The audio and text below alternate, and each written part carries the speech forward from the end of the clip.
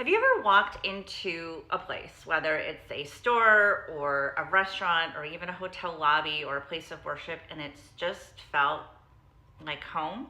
Um, well, there's a reason for that, and it's based in the neuroscience of neuroaesthetics, and it's called the authenticity of place. And it's an extension of ourselves and who we are and who we think we are and who we want to be. And it's a really fascinating principle that I want to talk a little bit about today. In particular, the role of antiques when it comes to designing your home, but also in houses of worship and how that has been lost largely in the Western evangelical church and how we might bring it back. So hi, I'm Heidi with Sanctuary and Table and Revive Heart and Home. If you don't follow me on Instagram or TikTok, give me a follow. I would love it.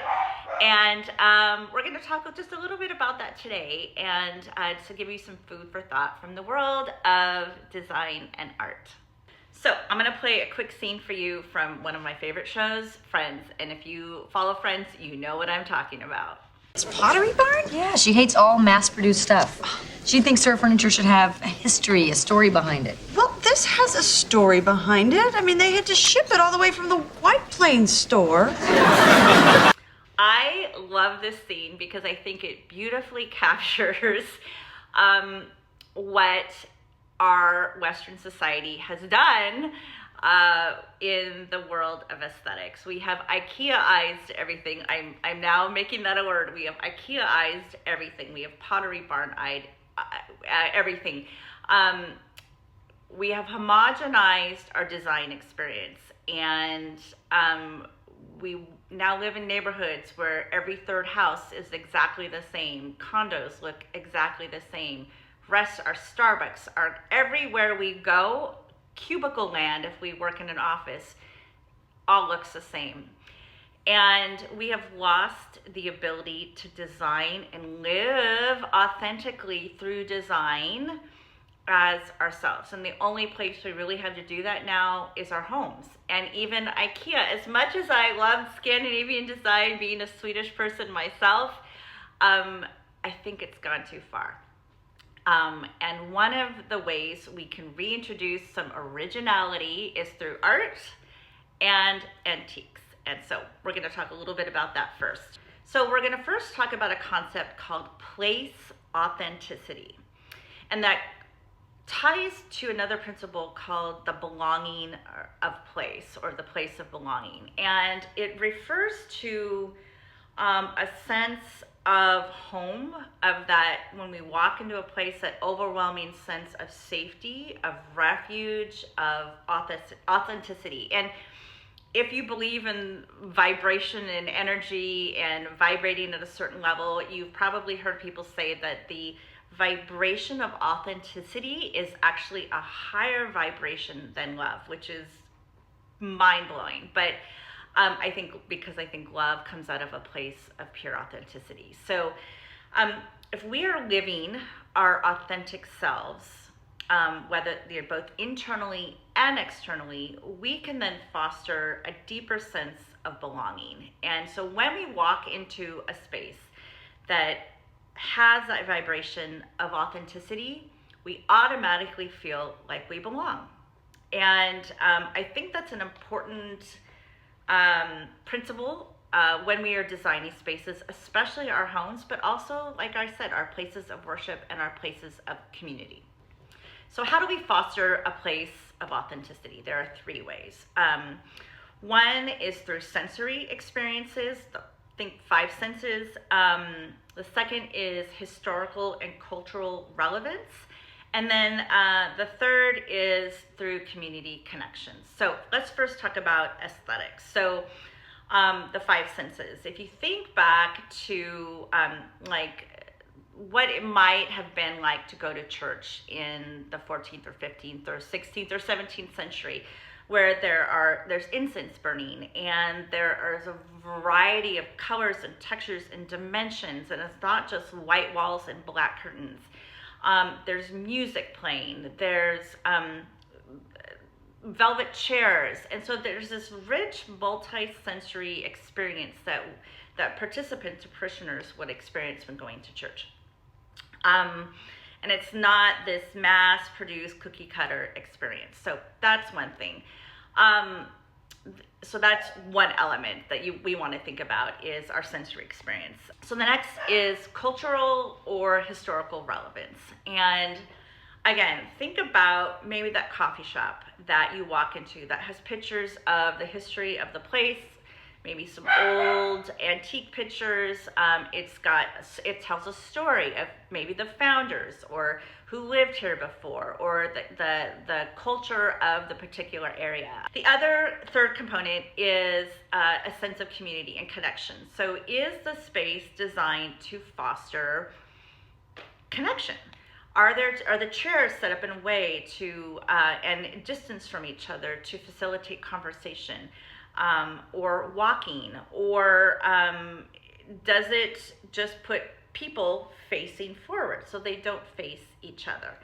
Those are just a couple of examples. So the first three are aesthetics, and think about the five senses, a sense of history and culture, and then the third is a sense of community and connection. So those three elements are the primary three elements that go into creating a sense of authenticity. So how do we get that in our homes? Well, there are two tips I'm going to give you. One is with antiques, because antiques, by definition, are old. They have a sense of history and culture. They're usually very, very unique, and so it's not mass produced, and they tell a story.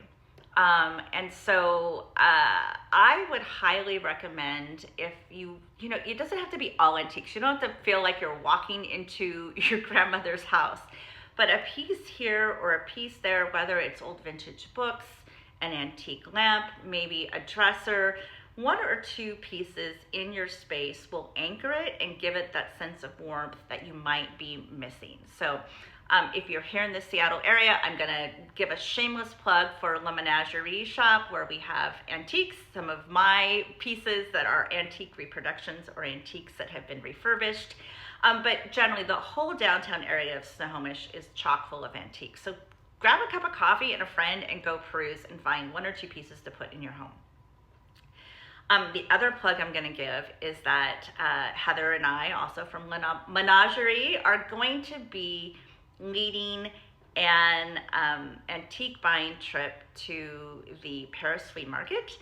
And more details on that. She's doing the research right now. I'm going to be heading over in August to do research, and I'm going to be bringing you along with me. So make sure to follow along on my both places, Revive Heart and Home and Sanctuary and Table, and I will be going live from the markets in Paris and just outside of Paris to bring you shopping with me, to show you some of all the great finds that you can find if you come along with us in the future. So there's that.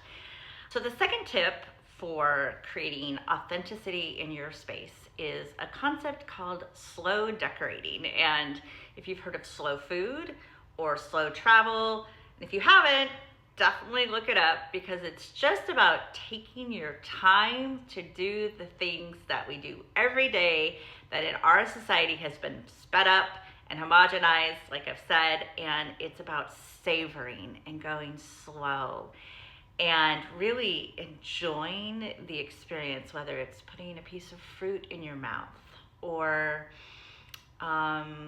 enjoying a piece of music, or when you travel, not getting up at the crack of dawn and going until the sun sets.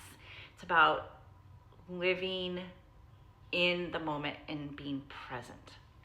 So it's not about, like, if you move into a brand new house, unfortunately with nothing, you're gonna have to decorate fairly quickly. But if you can take your time and decorate with finds that you collect over time on your travels, it's gonna create a story that is uniquely you and that nobody else can replicate, and it's gonna have way more meaning, and it gives you something to anticipate. And when you go on vacation to that little town on the peninsula or whatever, you can stroll through a shop and be like, oh my gosh, this little book or that frame or this piece of art would go perfect in that little nook that I still have a place for. It creates an environment that is, again, authentic to you, but it creates a lifestyle of wonder, of beauty, of anticipation and presence that is continual. It's not like a one and done, right? And for me, that excites me because it just it makes your design experience something to look forward to and something to live into at a snail's pace, if you like. So that's the second tip that I have for you from that perspective. Okay, now the topic you probably didn't think we were going to bring into this conversation is church. So we here at Sanctuary and Table are about faith and spirituality, and one of the things that I am passionate about is a field called theological aesthetics, which before I entered grad school didn't know there was terminology for that. But basically, it's the aesthetics of church, of our worship experiences. And I don't know about you, maybe you grew up in a Catholic tradition where you went to Mass and you're in these grand cathedrals, which I'm a little jealous of. Or maybe you're like me and you attended church in an evangelical space that was mostly beige or blue or maybe a mauve carpet and padded chairs, and everybody faces forward and there's nothing on the walls, no art, and you've got maybe a big cross up front, but it's very plain, and that is intentional. We call that in theater black box theater, kind of concept. And there are whole master's degrees in this field, which maybe I'll get, or a doctorate, but as to the history behind that, so we don't have time to do that today. But that changed with the Enlightenment, with the Renaissance, and with the scientific revolution. We moved away from our religious experiences being multi-sensory, embodied, somatic, and we moved from that heart space and that body space into a head space. And that ended up being reflected in our design.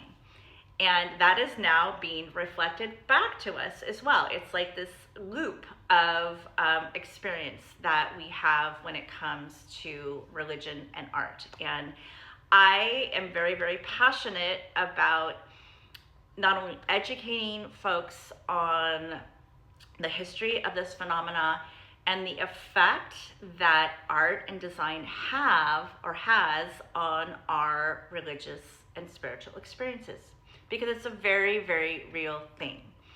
And I just invite you, the next time you walk into your place of worship, to take a step back and look at it put your design goggles on and pay attention. What are the colors that are surrounding you? How are the chairs set up? Is there art on the walls? What does the stage look like, if there is a stage? What are the sound and the acoustics?